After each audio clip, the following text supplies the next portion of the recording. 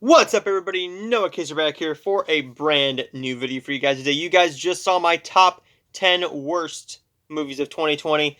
Now let's get into the top 20 best movies. Yes, there were 20 movies that I wanted to talk to you guys about. Let's get into some honorable mentions first. I have quite a few of them. Now, before you watch this top 20 list, just know that I'm not your normal critic. I do not. You are not going to see The Invisible Man. You are not going to see a lot of things that are on people's top 20 lists. You're going to see a few of them. But you will notice that with my favorite movies, I'm a bit of a different critic. So if you're brand new to my channel, hello. My name is Noah Kaiser, and I hope you subscribe after this video. This is some honorable mentions. We have Run, which was the Sarah Paulson movie about her handicapped daughter who is sick, and secrets are revealed. We've seen this movie before. There's actually a Hulu series that kind of is like that a little bit. We also have USS Christmas. This is one that I really enjoyed. Jingle Bell Bride. You can tell already that I'm a Hallmark Christmas fan. Falling for Look Lodge, a very fun fall harvest Hallmark film. Sweet Autumn, very charming. Now, if you don't watch Hallmark movies, why do I review them? Why do I watch them?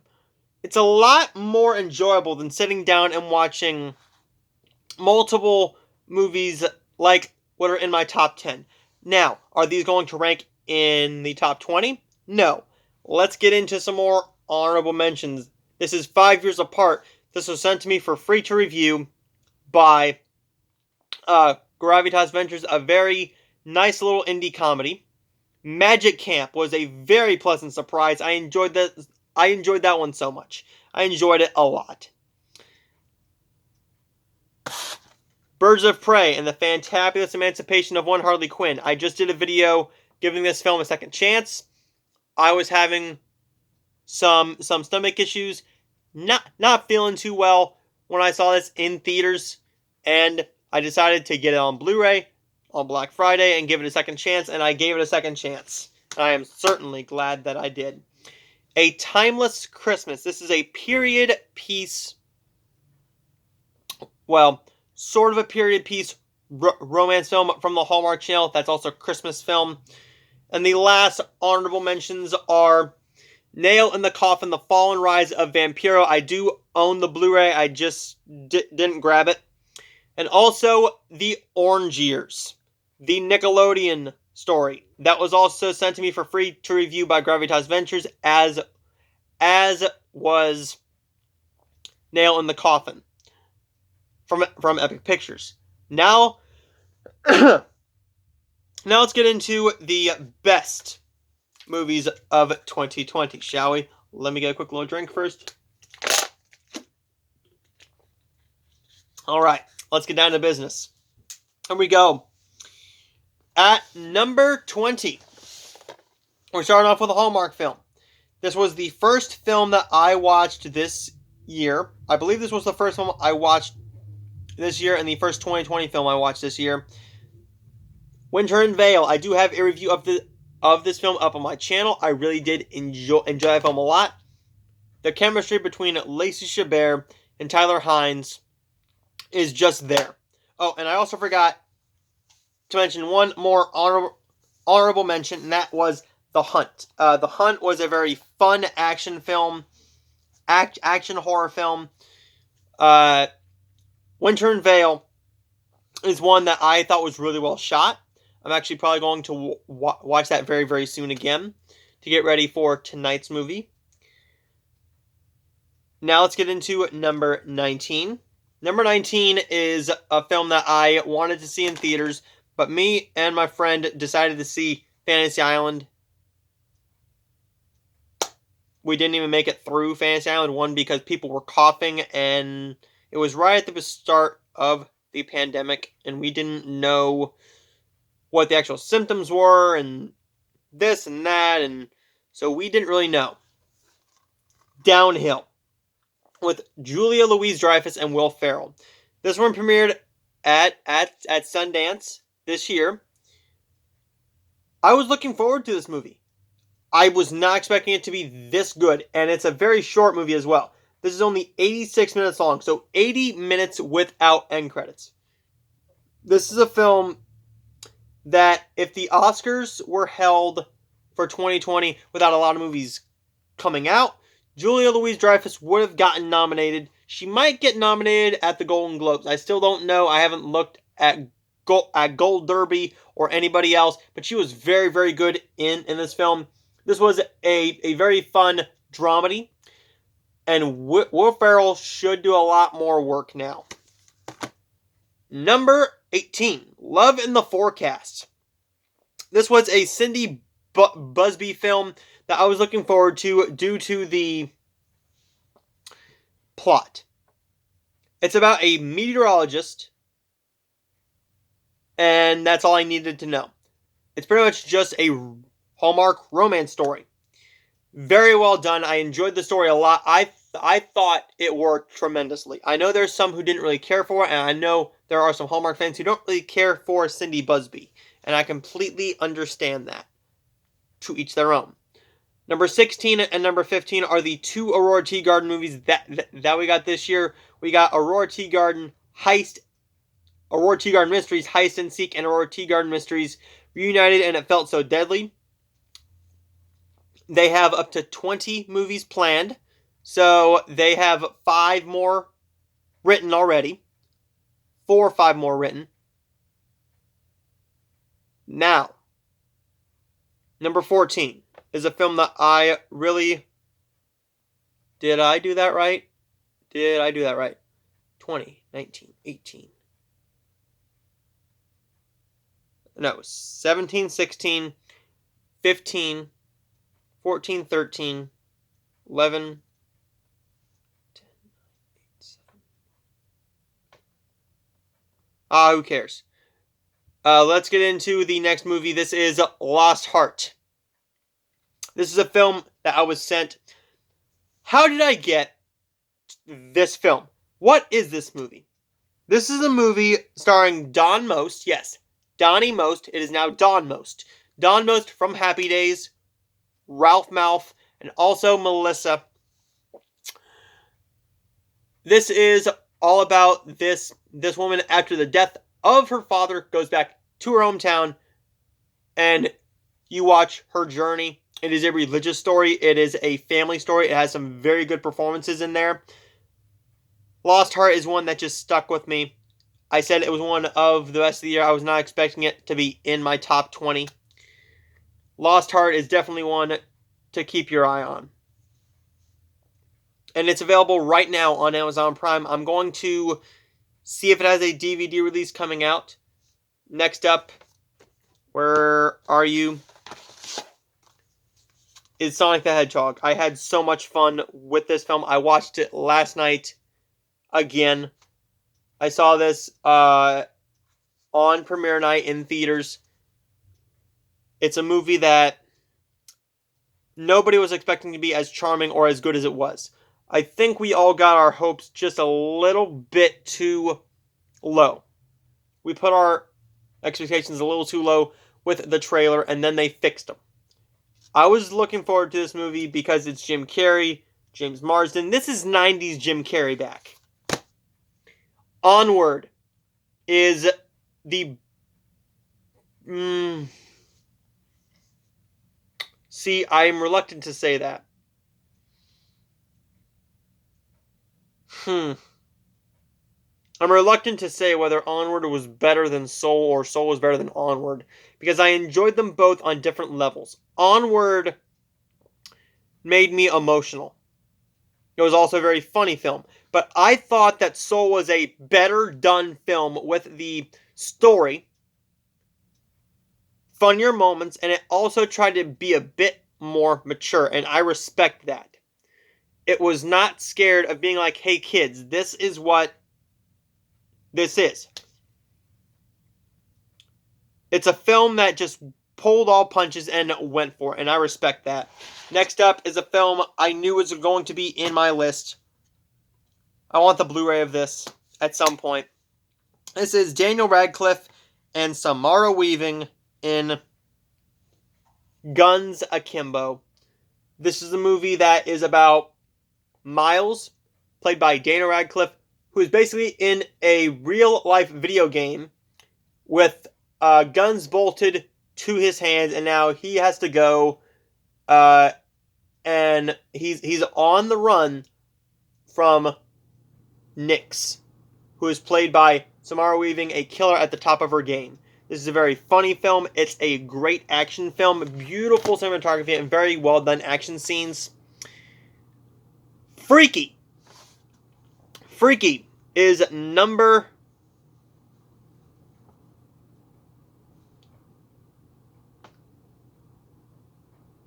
11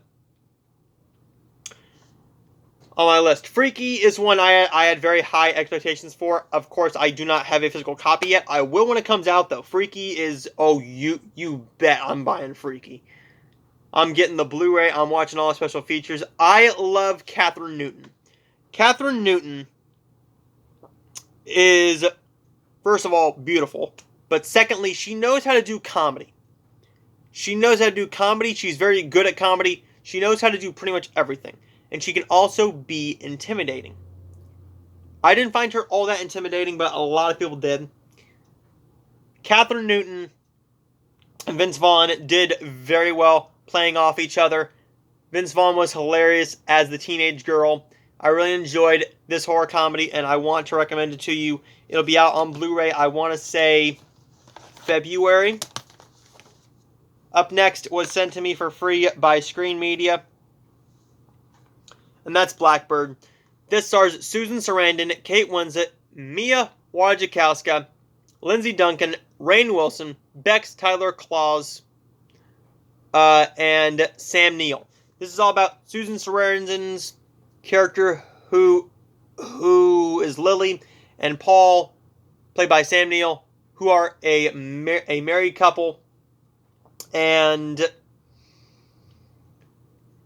she has a terminal illness that is going to kill her, so they summon all their loved ones for one final time to spend time with each other, and she wants to spend Christmas early. They also find out some secrets along the way. That's a very well done film. It's a very sad film, but it also has some funny moments. It was shot very, very quickly, and it's just one that I was not expecting to enjoy as much as I did. Rainn Wilson was fantastic in the film. Kate Winslet was great.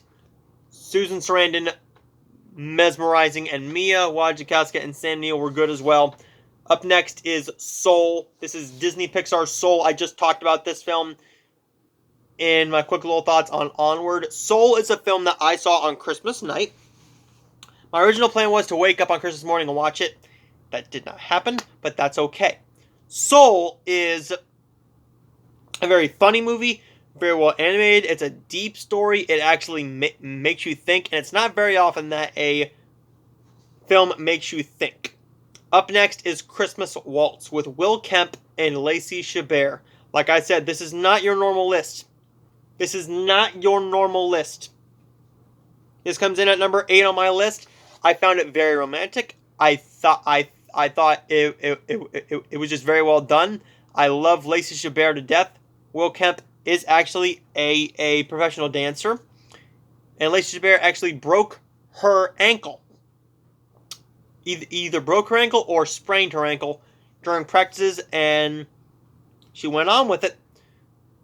Number 7 is The Trial of the Chicago 7. I did not do that on purpose. I just looked at it and I'm like, yeah, The Trial of the Chicago 7 is one of the best of the year. I really liked it a lot. I watched it on New Year's Eve because I wanted to get that review out before the end of the year. And I just felt like it was well-deserved. The hype for it was well-deserved. Everyone knew what they were talking about, and I am so glad to actually say that I got the chance to see The Trial of the Chicago 7. I've heard the film is either going to win Best Picture or is at least going to be up for Best Picture. I've heard the two Best Picture frontrunners right now are The Trial of the Chicago 7 and Nomadland. I want to see Nomadland.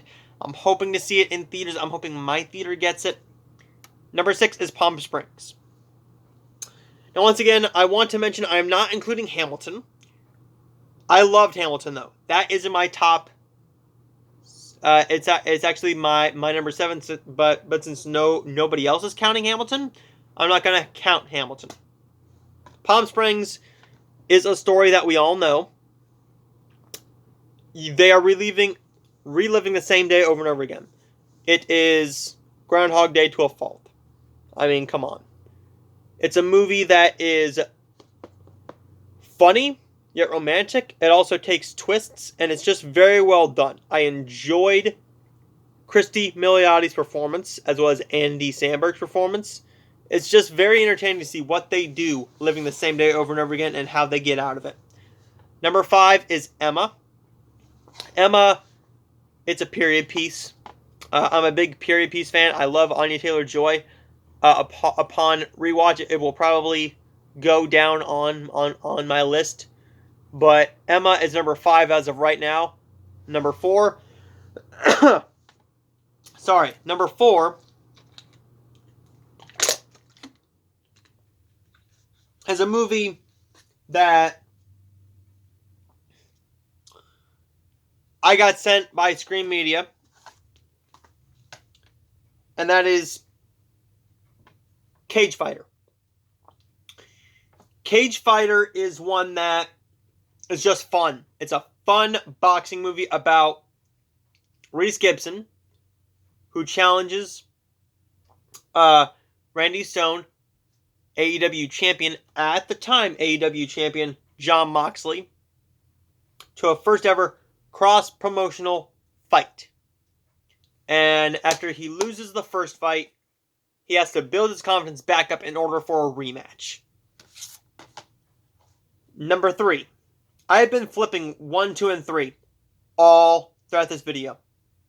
All throughout the week. I've been like, this is going to be the one.